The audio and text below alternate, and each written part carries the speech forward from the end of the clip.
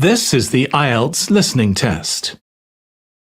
You will hear a number of different recordings and you will have to answer questions on what you hear.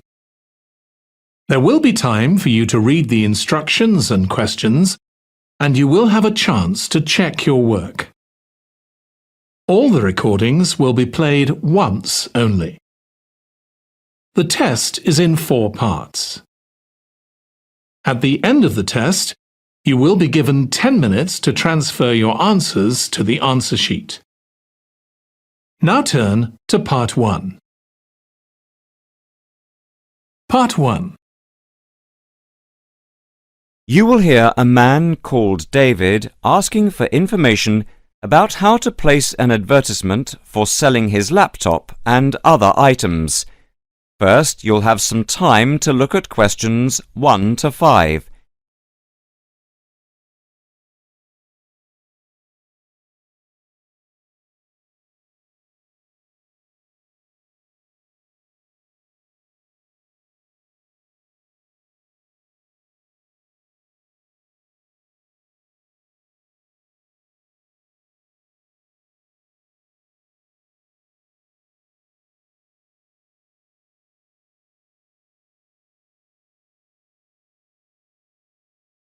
Listen carefully and answer questions 1 to 5.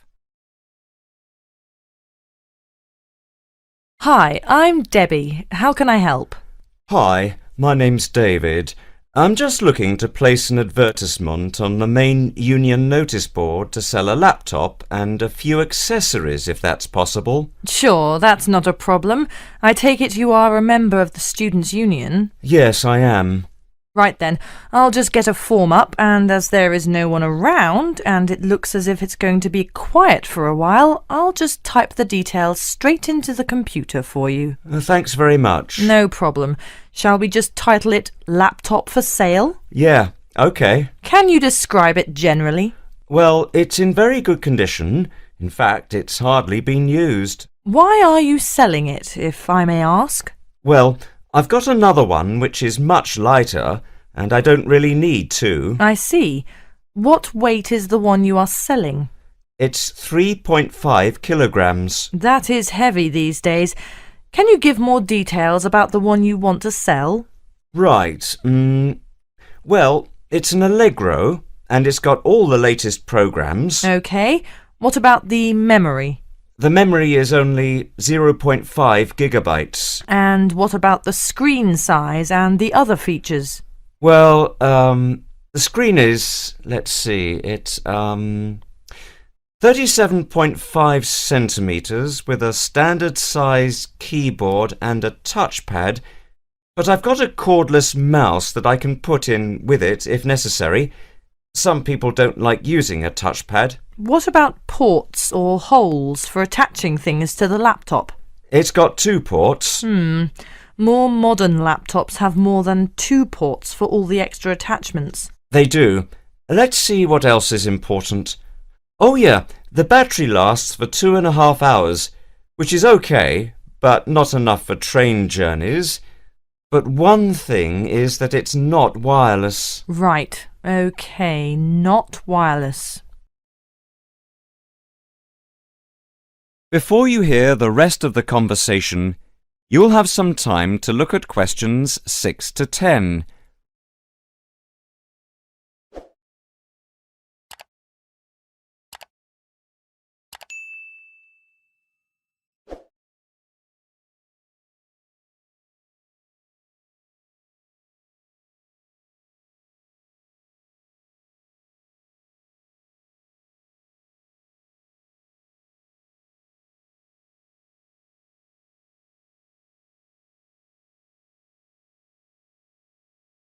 Now listen and answer questions 6 to 10. Anything else I can put on the advertisement? There's a webcam built at the top of the screen, and I can throw in a printer, a scanner and headphones, which I got with it in a special deal. It also comes with its own case for carrying it around. Actually, the case is quite smart. I'm hoping these things will help it sell. They should do. Right, I think I've got all that. How much do you want for it? That I'm not sure about. It's worth about £900 to £1,000 new. Yeah, but you won't get that much if it's used, and even if it's in good condition. What about £500? I doubt if you'd get as much as that. More like £200 or £300. If you look at the notice board, there is one on there which is comparable to yours, and it's not more than about £250, I think. As little as that? I'm afraid so. Shall we say £300? OK, put that. Can I take some contact details for the advert? The name's David Bristow. Bristow? Yes, that's it.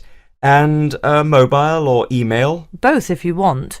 That's 09875 423387. That's it. If you send the picture, I'll add it and print it out and stick it up for you. OK, I can get that to you today. Right, I'll type in here, advert placed the 22nd of October. Fine, and good luck with the sale. Thanks.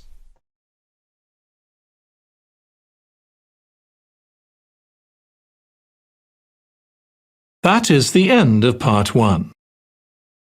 You now have 1 minute to check your answers to part 1.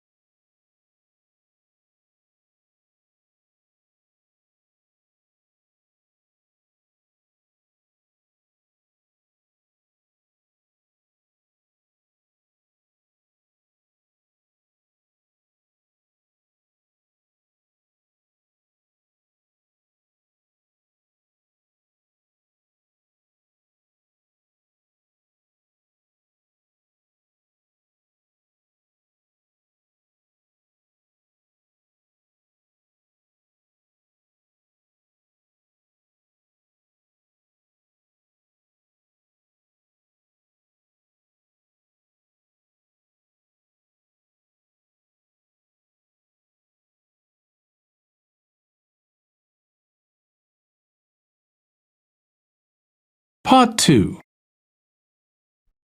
You will hear an announcement made by an official for the preparation plans for the town's 250th anniversary celebrations. First, you'll have some time to look at questions 11 to 15.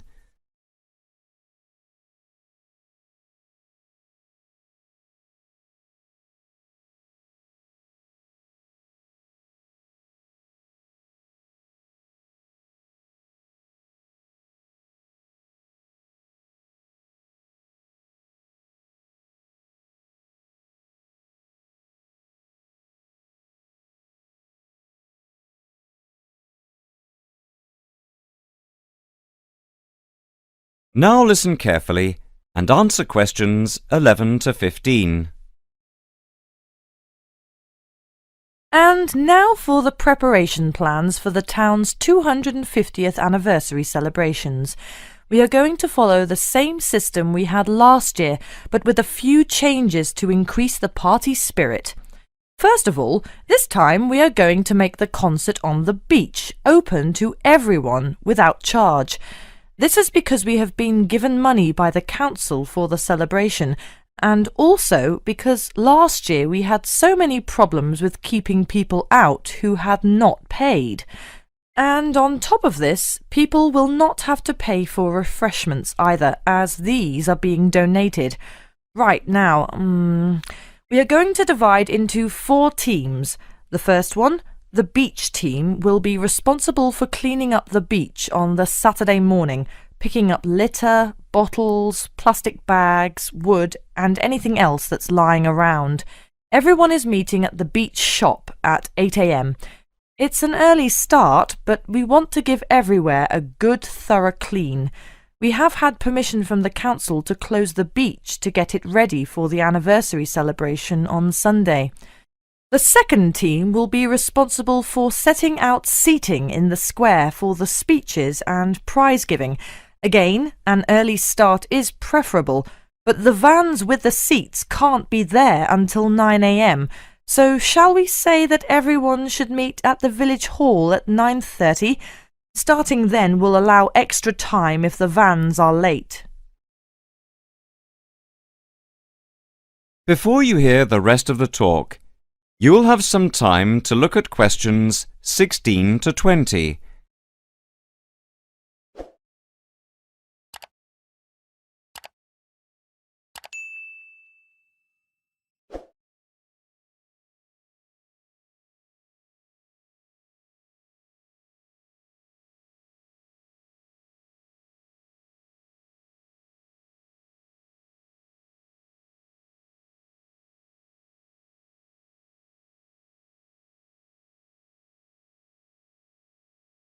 Now listen and answer questions 16 to 20. Now the third team will be the judges. For each of the various competitions we will have 3 judges. On the whole, they will have had experience of judging before. There will be a boat race, a swimming competition, and the best fancy dress. A cash prize will be given to the winner in each category, and for the 2 runners-up there will be book tokens. There is a sponsored mini-marathon, and by the deadline lunchtime today, we had 263 applicants with ages ranging from 15 to 60. That's 80 more than last year. Each entrant has paid a £20 registration fee to enter, and all the profits will go to the local children's hospital to help fund much-needed specialist apparatus. The 4th team consists of the wardens for the day itself. We are expecting at least 10,000 people if last year is anything to go by. The fields near the entrance to the beach can be used as car parks, and we need wardens to help make sure the actual parking is more organised than last year, which was a mess. We also need someone to be in charge of the first aid, which will be at the entrance to the beach. Finally, we need some volunteers for the clean-up. Last year we didn't do this very well, and so the council has agreed to provide large bags to collect all the recyclable material like glass and plastic, etc. But we have to deal with the rest like leftover food ourselves. We don't want to leave piles of rotten food around or dangerous bottles.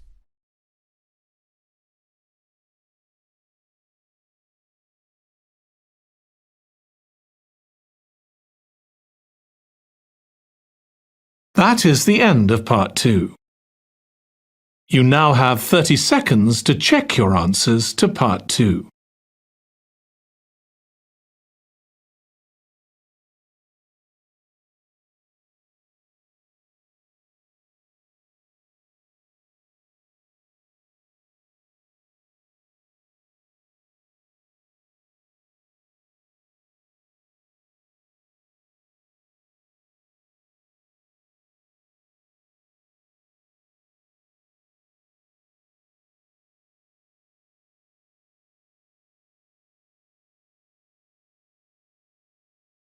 Part 3.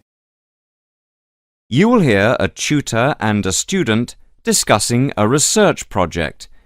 First, you'll have some time to look at questions 21 to 26.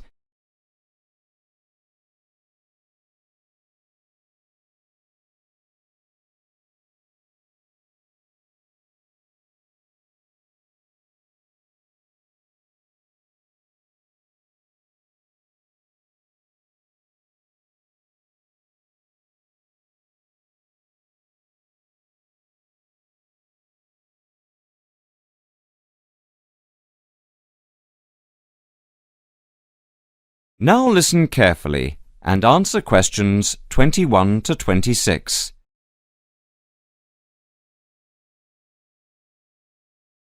OK, is everyone ready? Over the past 2 weeks, we've been listening to different students giving a presentation on their research projects. So, for this morning's session, I'd like to invite Susan to take the floor. For my project, I looked at different types of study techniques and tried to ascertain what students' opinions of the different methods were. I began with lectures because, of course, they're something we're all familiar with. Now, the problem with lectures is that you have to sit and listen for quite a long time, sometimes maybe as much as 1 hour, yet people's average concentration span is only about 20 minutes. This means, of course, within the first half an hour, most people actually stop listening. Not consciously, of course, but you know what it's like. Your mind tends to, well, kind of wander. You start thinking about what you're going to have for dinner or about the party you attended last night. So I wanted to know what the most effective method of taking down all the important points was. Susan, if I may interrupt you, what's your strategy for listening to lectures? Personally, I always record the lectures. That way you can listen to the lecture again afterwards and make really good notes. In fact, I know a lot of people who use this method. Yet surprisingly, when I talked to students, they felt that it wasn't such a good method because the quality of the recording is often very poor. So quite a few preferred to listen for the main points and take notes. Some even used a form of shorthand, abbreviations and symbols, that sort of thing. Although everyone agreed that the best way to approach lectures was to do the required reading beforehand. That way it makes the lecture a lot easier to understand because you already know something about the topic. Could you tell us something about how students approach their assignments? Essays, reports, that sort of thing? Actually, when it came to assignments, people were divided on the issue of essay plans. Some thought it was a good method of planning. Others, didn't think so. Generally, though, most students didn't really express much of an opinion. Brainstorming, however, was different. Just sitting down and thinking of as many ideas as you can. Just about everyone said it was a really good method of preparing to write an assignment, especially if they got together in groups. This, they said, was by far the best method because it helped them to really analyse the issues. Discussing ideas was the same. In fact, many respondents claimed they often got together with friends for the purpose of discussing ideas, even if they weren't preparing an assignment. They said it helped them to understand the lectures better and, surprisingly enough, get better grades in their exams. Now, reading, like lectures, is a necessary part of student life, and we all know how much time we spend with our head buried deep in a book. But what exactly is the best way to read? Well, I discovered that hardly anyone tries to read the whole book or even whole chapters, but skim reading came out a real favourite. The majority of students I spoke to, in fact, found this to be a really effective technique because it saved lots of time and it meant they could absorb far more knowledge this way. Before you hear the rest of the conversation, you'll have some time to look at questions 27 to 30.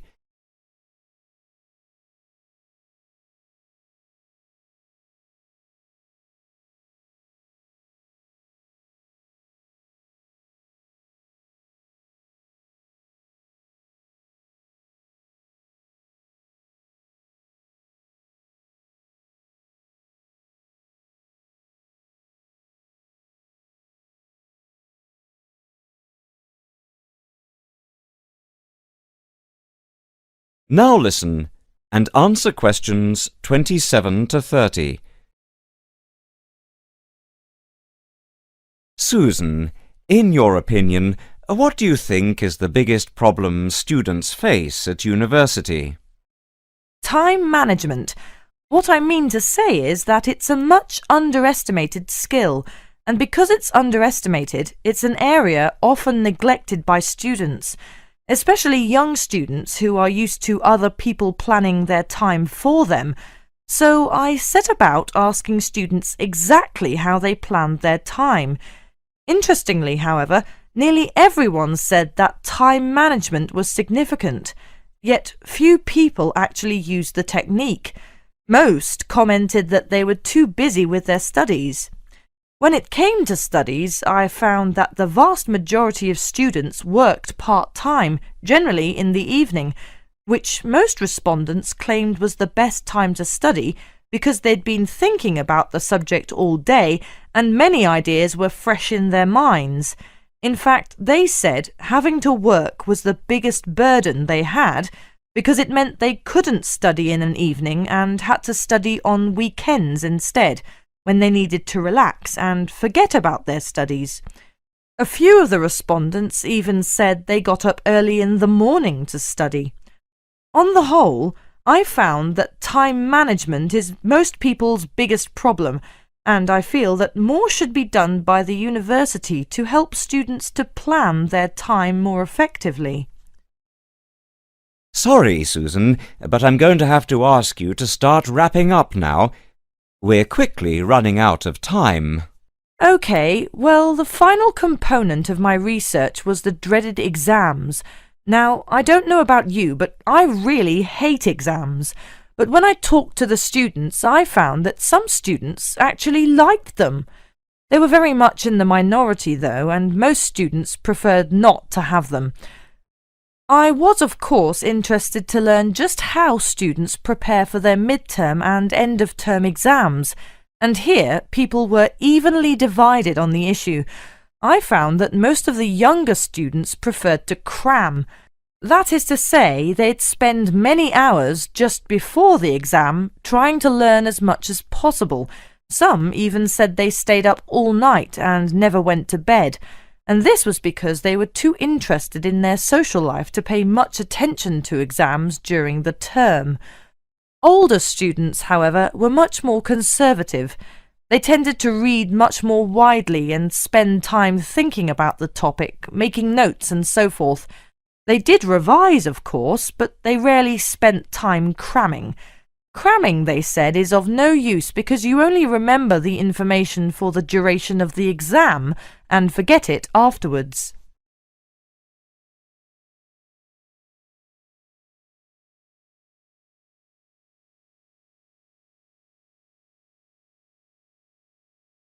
That is the end of part 3. You now have 30 seconds to check your answers to part 3.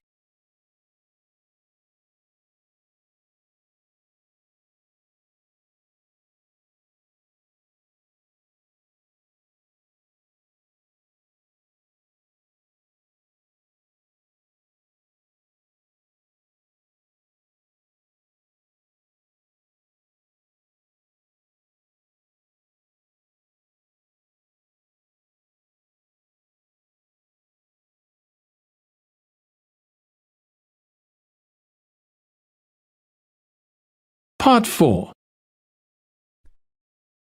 You will hear a student talking about a survey conducted among people of different age groups to find out how architecture may affect people's lives. First, you'll have some time to look at questions 31 to 40.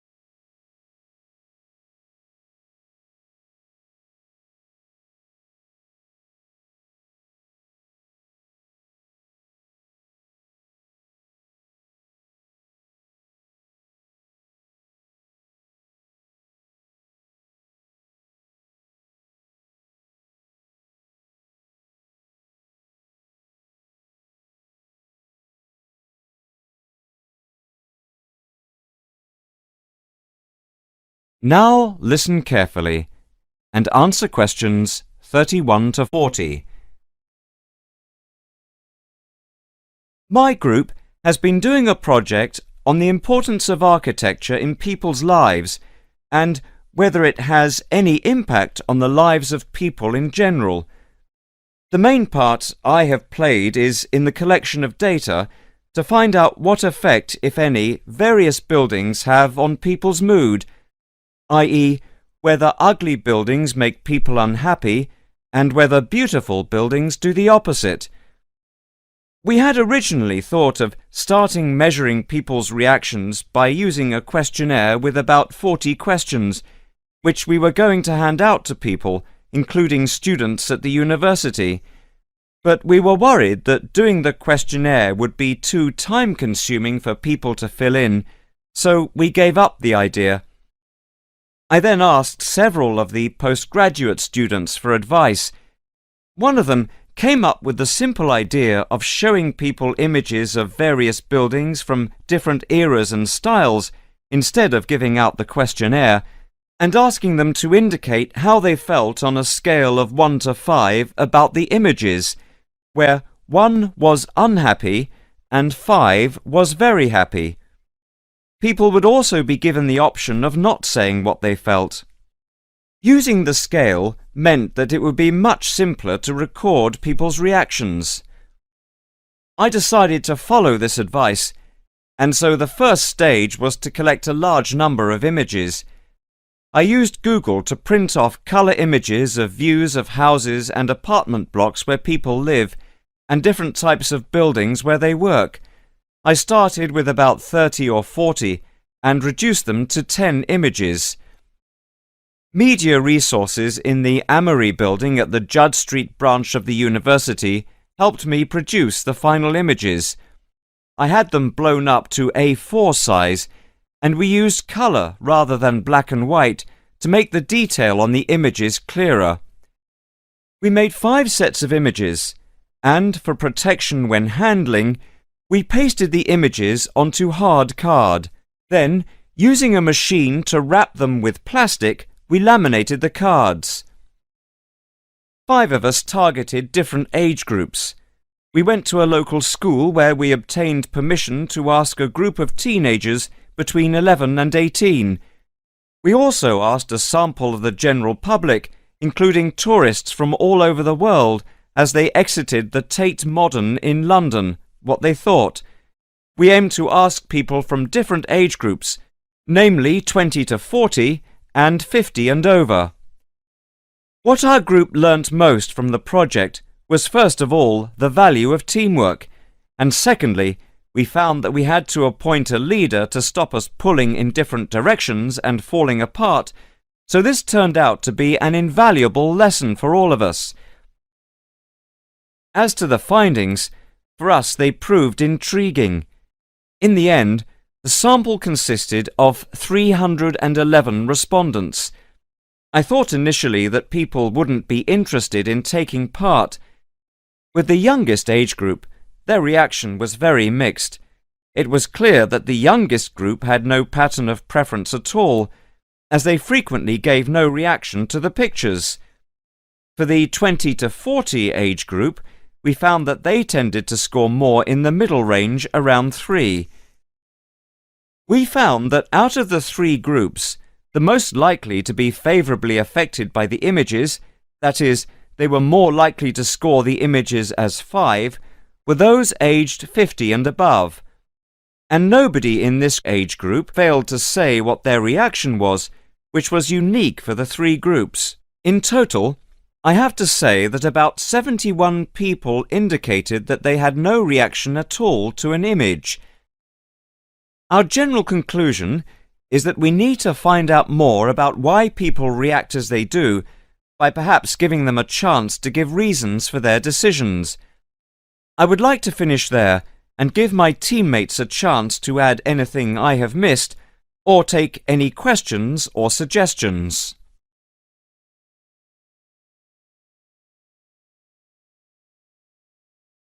That is the end of part 4. You now have 1 minute to check your answers to part 4.